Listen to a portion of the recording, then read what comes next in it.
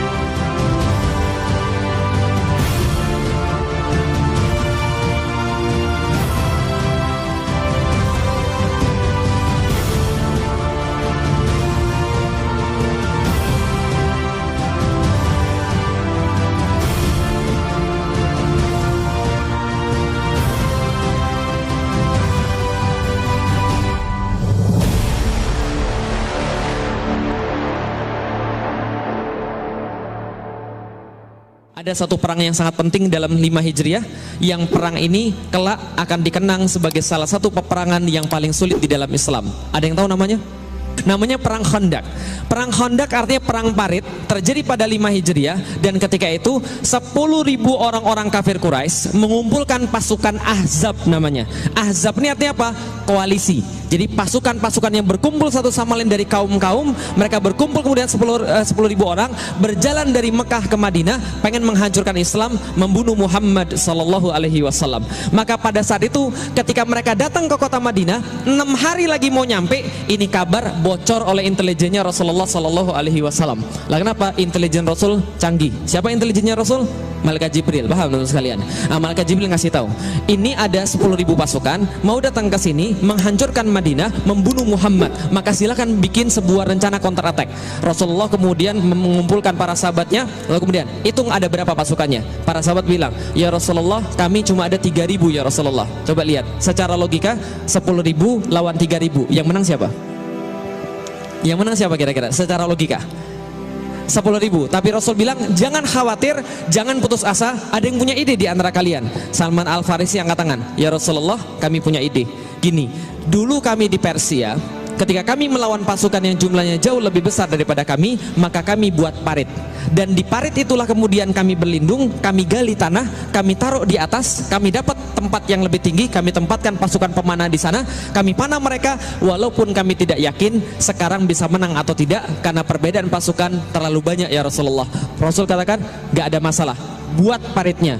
Maka dibuatlah parit mengelilingi kota Madinah sebelah utara sejauh 8 km. Bayangkan gali parit 8 km bukan di Indonesia. Indonesia pakai cangkul selesai, gali parit di Arab pakai cangkul, patah cangkulnya. Gali parit di Arab pakai lembing karena batu semua.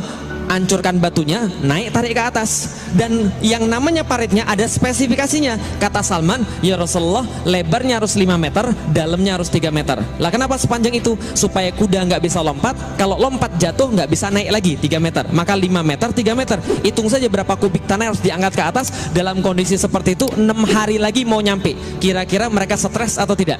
Kaum muslimin stres.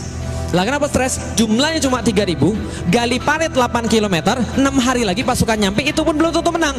Dikisahkan panasnya luar biasa, secara jumlah mereka kalah, dan makanannya menurut salah satu riwayat, orang muslim disuruh celupin tangannya, kemudian tangannya celupin di air itu, diangkat, kemudian masukin ke gandum, maka gandum yang nempel di tangannya itulah dijilat untuk kemudian seharian. Bisa dipahami teman sekalian? Kira-kira gimana kondisinya? Sangat mencekam sekali. Wajar saat itu ada orang-orang yang bilang sama Rasulullah, ya Rasul, Rasul, saya mau izin pulang dulu ya. Lah kenapa? Ini istri saya di rumah. Bukankah di dalam Islam seorang suami harus ngurus istrinya? Sudah salah pakai dalil pula, paham teman sekalian? Pulang nggak balik lagi. Ya Rasulullah, saya mau pulang. Lah kenapa? Anak-anak saya belum makan ya Rasulullah. Bukankah seorang ayah adalah tanggung jawabnya mengurusi anak-anaknya? Kabur, nggak balik lagi. Sudah salah pakai dalil. Yang bersama Rasulullah pada saat itu cuma tertinggal dua tipe orang. Satu yang benar-benar beriman, dua Yahudi yang terpaksa. Loh kok ada Yahudi di situ? Yahudi itu memang licik luar biasa. Dari dulu sifatnya kayak begitu. Lah kenapa? Mereka bilang sama Rasulullah, kami akan membantu karena kami warga Madinah. Ternyata mereka sudah kong kali kong sama pasukan Ahzab. Mereka bilang, nanti kalau kamu datang, kamu akan serang kaum muslim dari depan. Kami akan ganggu istri-istri mereka dan anak-anak mereka. Kami akan ancam bunuh dan kami akan ancam mereka untuk diperkosa. Sehingga mereka tidak tenang. Maka muncul di dalam Al-Quran dalam surat Al-Ahzab menggambarkan peperangan ini, ja'akum min fauqikum wa min asfala minkum. Dan ketika datanglah kemudian mereka dari depan kalian dan dari belakang kalian, itzaghatil absara, ketika kalian bergetar pandangannya, wa balaghatil qulubul hanajir, dan sampai kemudian jantung sampai ke tenggorokan, wa tadzunnuna billahi dzununa, dan Anda banyak prasangka pada Allah Subhanahu wa taala. Allah sudah pergi meninggalkan kita. Allah enggak perhatian lagi pada kita. Kita tidak akan dimenangkan oleh Allah Subhanahu wa taala. Ini yang kejadian. Maka ketika menggali parit ada dua yang tersisa. Satu kaum muslimin yang benar-benar beriman, dua Yahudi yang terpaksa. Dalam kondisi inilah ada yang nanya pada Rasulullah ketika lagi istirahat, ya Rasulullah, besok yang kita taklukkan kira-kira yang mana dulu? Konstantinopel atau Roma? Faham sampai di sini? Coba lihat baik-baik. Mereka lagi ada di mana? Lagi ada di mana mereka?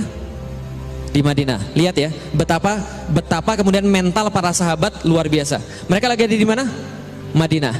Konstantinopel, Roma. Pertanyaan saya sederhana. Sahabat sudah pernah pergi ke kota Konstantinopel? Belum. Sudah pernah lihat Konstantinopel? Belum.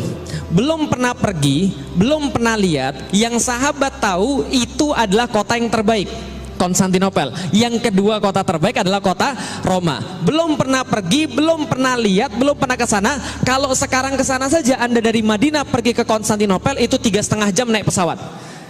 Zaman dulu mereka nggak pernah pergi, nggak pernah lihat. Yang mereka tahu cuma itu tempat paling bagus, paling indah, paling kuat di dunia kotanya.